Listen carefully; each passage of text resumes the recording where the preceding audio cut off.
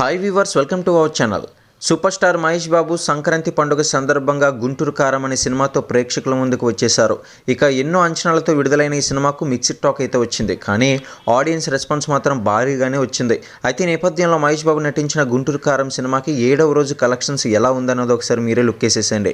ఇక గుంటూరు కారంకు తెలుగు రాష్ట్రాల్లో 7వ రోజు రెస్పాన్స్ కాస్త తగ్గింది. ఫలితంగా 6.30 కోట్ల షేర్ అయితే వచ్చింది. ఇక 13 కోట్ల గ్రాస్ వచ్చింది.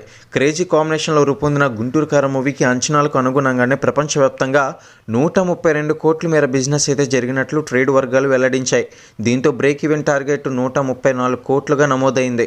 ఇక 7 రోజుల్లో దీనికి 100 కోట్ల రూపాయల వరకు వచ్చాయి. మొత్తానికి బాక్స్ ఆఫీస్ వద్ద మాత్రం ఊపేసిందనే చెప్పుకోవచ్చు.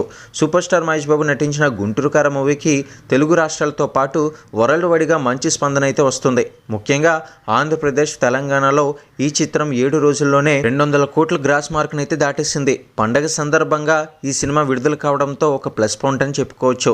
తద్వారా ఈ ఘనత సాధించిన అతి తక్కువ చిత్రాలలో జాబితాలలో ఇది కూడా చేరిపోయింది.